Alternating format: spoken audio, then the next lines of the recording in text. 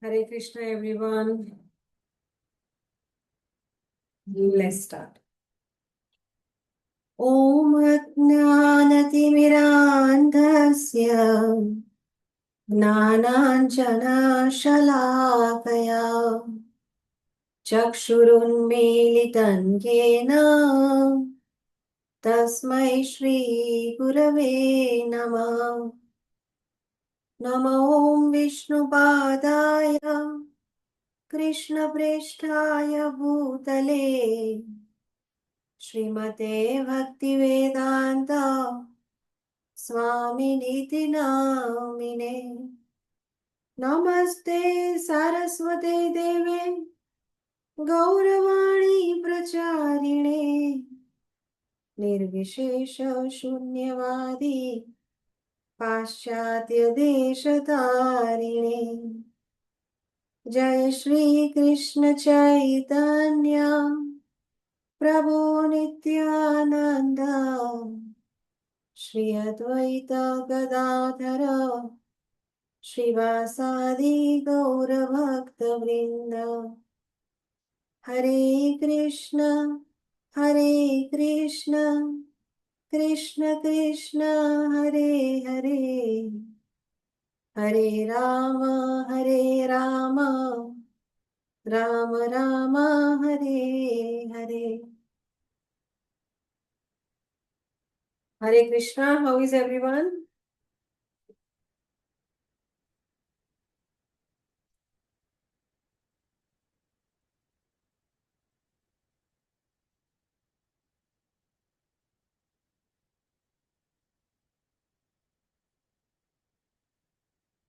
All right. So,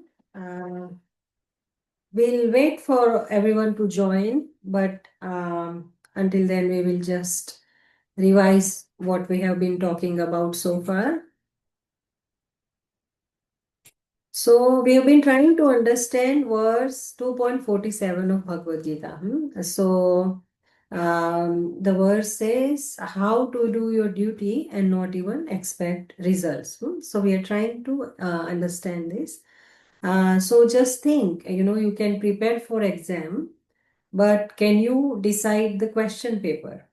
You can write the answers in exam, but can you predict exactly how much marks or grades you will get? You can't. You can play your best game, but you can't control who will win, can you? So it's really hard to work and not to be affected by results. So, in this regard, I'm going to share another story with you all. So, there was a king named King Janak. So, he was the ruler of the city of Mithila. He was the father of Sita, the wife of Lord Ram. So, he ruled in the kingdom with great responsibility. And still, he was not very attached to his royal comforts. He lived a very simple life, even though he was a king, he lived a very simple life with full devotion to Lord Hari. And whatever he did, he offered that activity to the Lord. So once some Brahmins came to him and asked him that, O King Janak, how is it that you are a great ruler and you are still perfectly God conscious, always thinking about God and always detached from all the luxuries? How is this possible? So then King Janak replied that, I will surely answer your question, but I'll do it tomorrow. Tomorrow there is a big feast in my palace, so come for it, and then I will give you the answer. So next day, all the Brahmins they came for the feast, and they were so excited when they saw all these thousands of delicious food items before them. So they started to drool. They wanted to dig in straight away. But when they sit down to eat in one row, they all got scared because what they saw above their head were naked swords, so swords without the cover, and they were hanging with a small hair of a horse. So they were all hanging with thin strand of hair from horse. So when the brahmanas saw that, they were very frightened, and somehow or other they just finished their food. And after they finished, King Janak asked them, "So, how was the food?" And the brahmanas said, "Actually, we don't know. We could not really taste the taste. We could not really enjoy anything because we were constantly thinking that the swords are hanging above our heads. So, internally, we were continuously praying to God that these swords don't fall on us, then they don't kill us." So then King Janak smiled and he said, "Exactly. Even though you were eating delicious food, but you were internally you were thinking about the swords that were hanging on your head." So similarly, the sword of death is always on the head of everyone. So in the middle of all kind of luxuries, in the middle of all kind of problems, all kind of problems the king can have, all kind of issues, all kind of happiness, in middle of everything, I am always indifferent. I always think of Lord Vishnu with love, whether I am enjoying or I am suffering. So he said, when we know that death is a certainty, death is coming for sure. So when we know that, then how can we become affected by the pleasures or the pains we get in this world? So then, from this answer of Janak Maharaj, the Brahmanas understood how one should perform one's duties and not to be attached with results or the comforts or discomforts we get while we do our duty. Now, today we will try and understand another verse from Bhagavad Gita. Bhagavad Gita 2.50. So, before I share the verse on the screen, I will just share the background story again. So we know in the Kurukshetra war, Arjun didn't want to fight. He didn't want to kill anyone and incur the sinful reactions. So he had put his weapons down and declared to Krishna that I'm giving up. And then Krishna was trying to encourage him and answer all the questions he had. And Krishna was trying to clear all his doubts. So Krishna had told him that if he fights without being attached to the results, there will be no sins recorded in his account. And then Krishna told him this another verse, verse 2.50. So I will share it on the screen again. Sorry, not 2.15.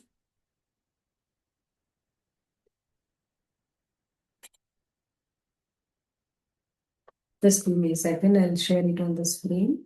I'm trying to find it.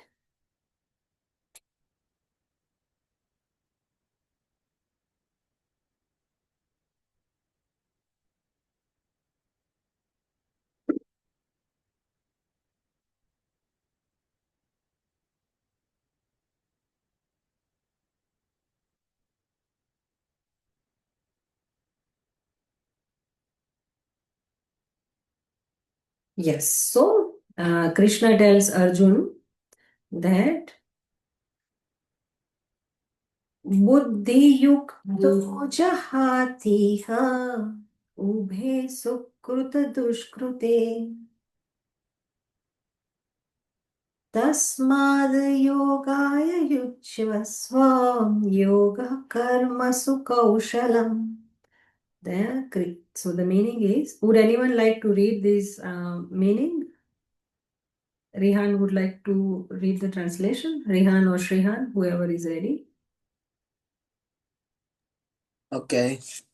A man engaged in devotional service rids himself of both good and bad reactions even in this life. Therefore, strive for yoga, which is the art of all work. Yes, so this might sound like bit heavy language. By the way, this word reads means freeze himself. Okay, so we'll try to simplify this and understand it. So Krishna is telling Arjun that one who is buddhi yukta, one who has buddhi. Most of you will understand that word. Buddhi means intelligence. So the person who is acting with spiritual intelligence, that person becomes free from the bondage of both pious and sinful reactions. So there is a word in these words, yoga. Yoga karmasu kaushalam. That was the last line in that verse. And what do we understand by yoga in the modern times is not real yoga. Nowadays, yoga has been reduced to just some physical exercises or stretches of the body or some poses. So these poses are called asanas. And whatever they are doing in the name of yoga in the Western world and very popularly, it's not wrong, but it is very, very limited. A little part of real yoga is a part of step by step process. So there is a whole process of yoga. Yoga, what does yoga means? Yoga means to connect. Like when we, sorry. When we do addition in school, right? 1 plus 1 equals 2. So what we did, we added 1 in the one we had. Okay. So that 1 and 1 got added. So that is the meaning of yoga as well. Yoga means to add, to join, to connect. And connect with what? Connect our consciousness with the Supreme Lord. So that is real yoga. So there are different stages of yoga as well, and there are different types of yoga as well. But the goal of all of these yoga is to connect our consciousness with Supreme Lord. And in simpler word, that means to always have God at the back of our mind. He should be active in our life. We should have an active relationship with God. So that is what true yoga means. So yoga is the art of work. How are we supposed to work? Because when we are in this world, we will have to work. Either we will do this activity or that activity. We can never sit idle. At least we will sit and breathe. So that is also some work, some activity. So we'll always work, but how to work, that is the art. So that is yoga. So in other words, yoga means that we do whatever we do, our activity, we do it for Krishna, not for any personal benefit or gain. So when we learn to work like that, when we master that art, that is the highest skill. And that sounds like very, very hard, heavy word. That working for Krishna, acting for Krishna, and we don't really know what working for Krishna would look like. So it means exactly what Janak Maharaj did. Janak Maharaj, when he was ruling his kingdom, when he was acting as the king, he was always thinking about the Supreme Lord. He was always surrendered to him. He was doing whatever he needs to do as a king, but he was always thinking about God. When he was doing, he was performing his duty. And when we do that, we can also become free from the cycle of action and reaction. So when we work for ourselves, then whatever action we do, it can fall into either one of the either categories. Either it can be a good action or bad action. So for good action, we will get good reaction, pious karma. For bad action, we will get bad reaction. It will be sinful action. So We will always go through the cycle of action, reaction, but we'll never get out of it. So that means to get the reaction of our good or bad action, we have to come back here again and again. So we will be caught up in this cycle only. But when we learn to work not for ourselves, we learn to work for Supreme God, then that activity, that kind of work, it becomes reason for us to never take birth again. So, when we have to take birth again and again, as we discussed in first or second class, sometimes, we are very lucky that we get birth as a human, but sometimes we become an ant, sometimes we become an elephant, sometimes a pig, sometimes a mosquito. So it's not a very pleasurable, desirable cycle, right? So why do we have to take up all these bad bodies? It is to simply enjoy or suffer the results of our actions. And how do we get free from this? It is, if by our good fortune, if Bhagavad Gita comes in our life. So all of you don't think that it is a coincidence that Bhagavad Gita has come into your life. You all are very, very, very special souls. You all are very, very dear to the boss of the boss of the boss of the world. That's why he has sent his message of Bhagavad Gita directly to you. And sitting in your home, you are receiving his message. So he really wants to convey his message to you. And I'm just being a medium to pass on what Krishna has said to you guys.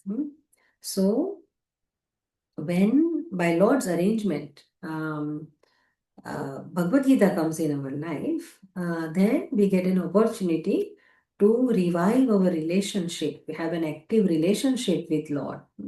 Then we learn that the creator of the entire universe is my dear Father. He is my dear friend. He is my biggest well-wisher.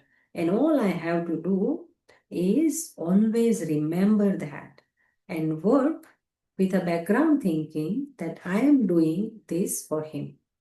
So in this way, if we act, if we do our work, then we are not bound to enjoy or suffer the results anymore, because he is the biggest boss. And if we connect with him, connect means yoga.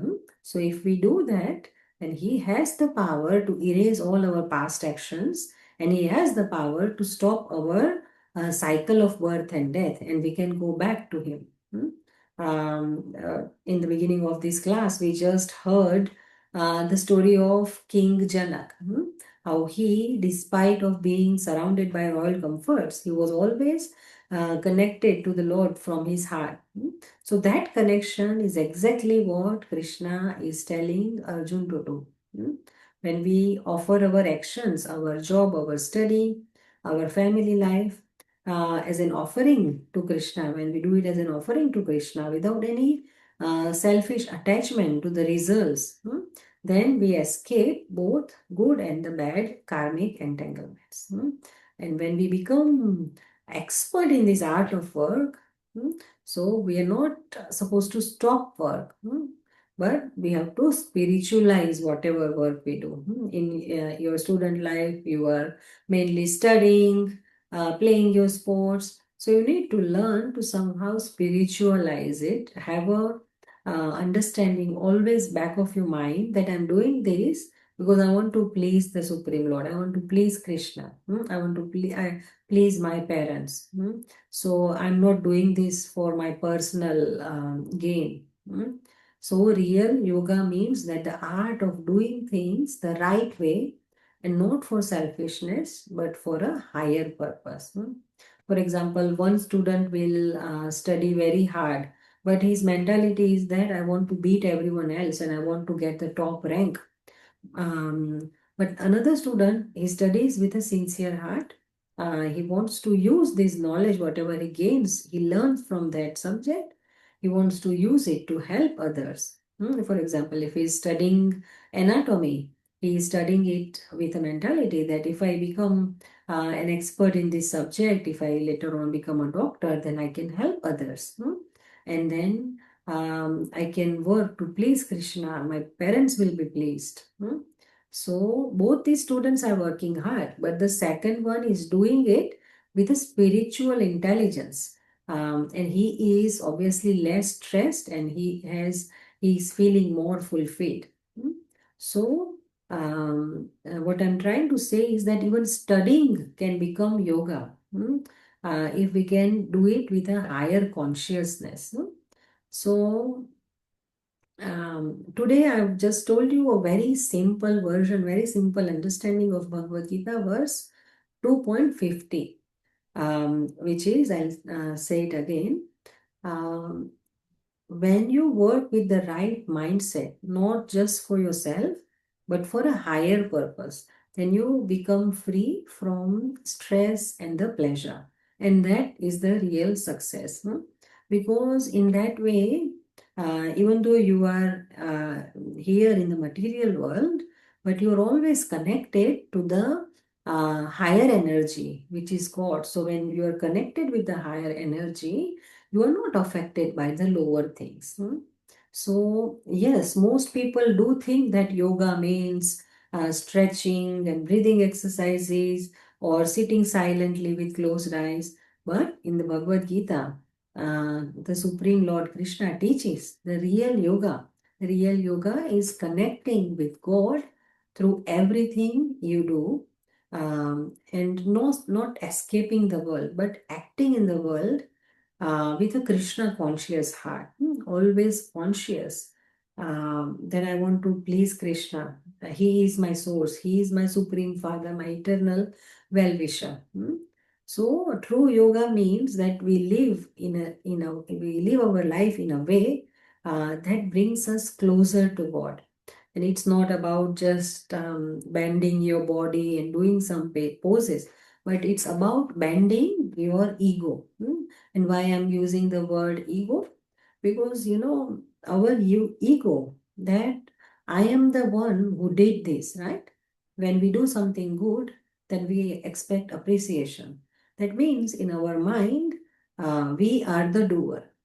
But as we discussed a couple of weeks ago, for one success, there are so many doers. So thinking that I am the doer, that is the problem.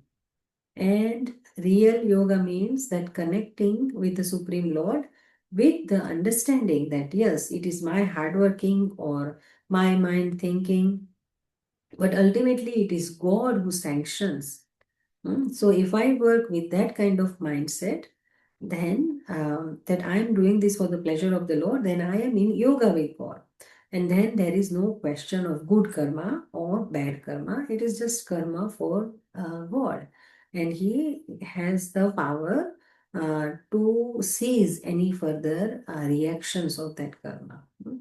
And last week we heard about Prahlad Maharaj, if you can remember. So we heard how little Prahlad always remembered God no matter what happened, even when things went wrong, even when his father was giving him lots of pain by throwing him off the mountain, giving him poison, putting him in fire. Prahlad always remained, he always maintained his connection with God. So, in Bhagavad Gita, we are discussing chapter 2 now. I'm trying to explain it in very simple language to you all. So when Krishna explained all this to Arjun, then Arjun also got inspired. And as we said earlier, when Arjun saw that all his relatives and his friends, they were in the opposite army, so at first he didn't want to fight.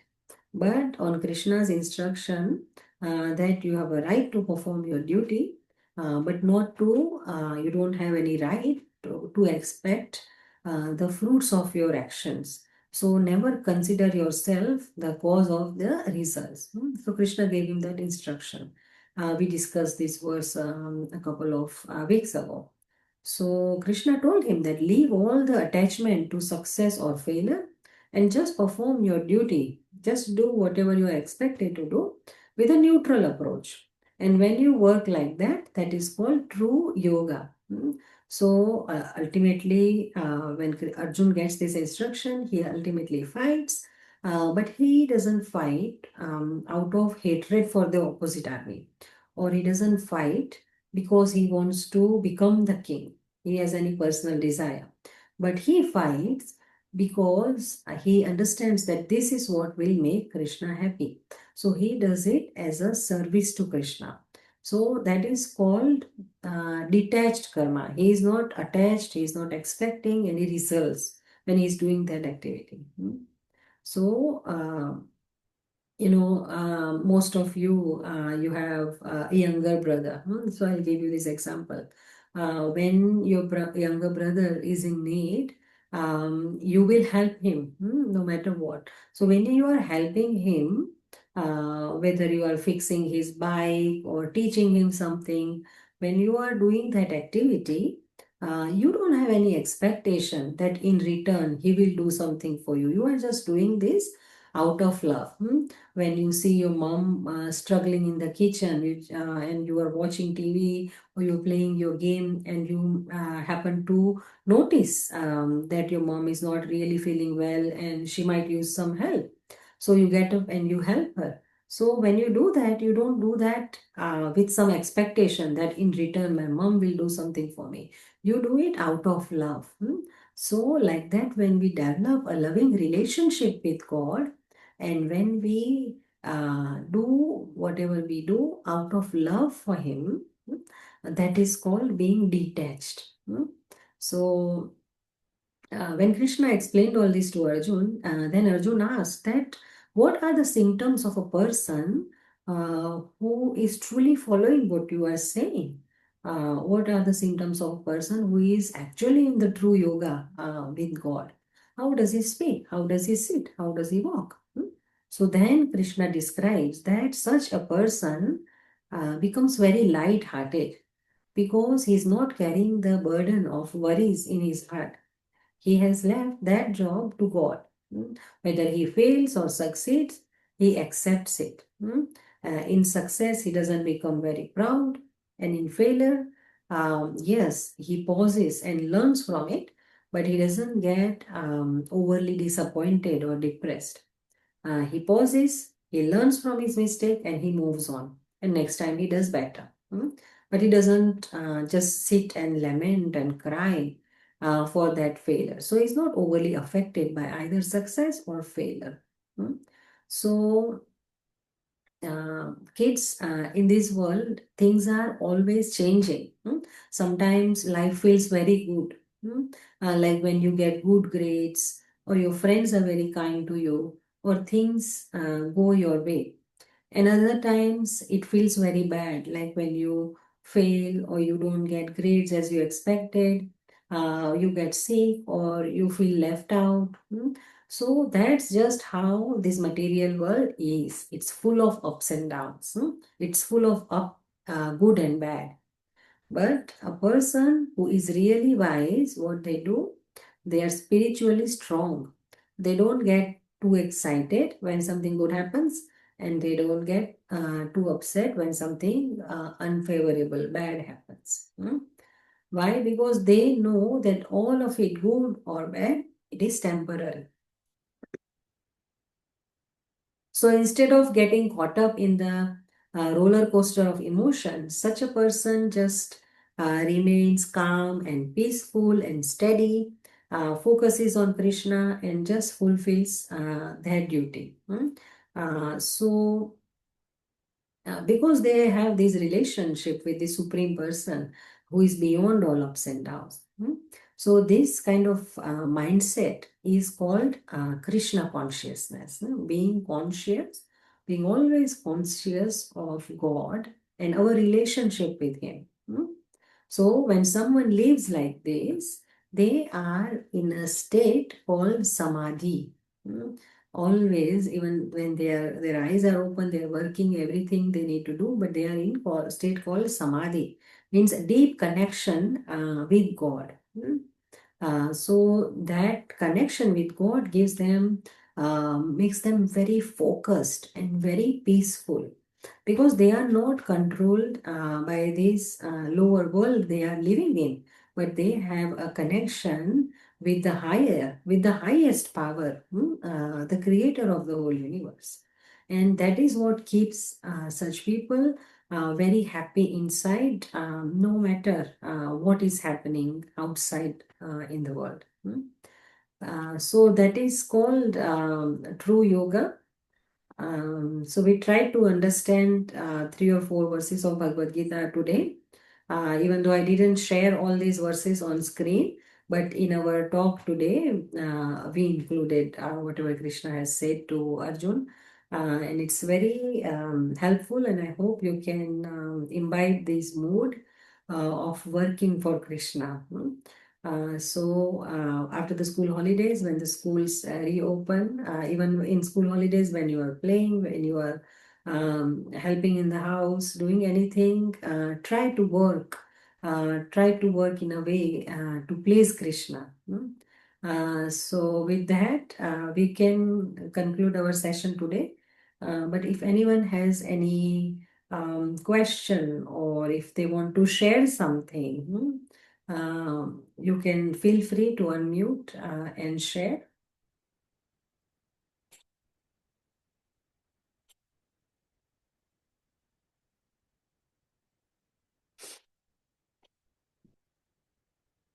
No? All right. Thank you very much for joining. Because it's school holidays, I won't post any homework. You guys can continue enjoying your holidays. But I hope to see you all next Thursday at 8 o'clock. All right. Hare Krishna. See you all next week. Hare Krishna. Hare Krishna. Hare Krishna. Hare Krishna. Hare Krishna.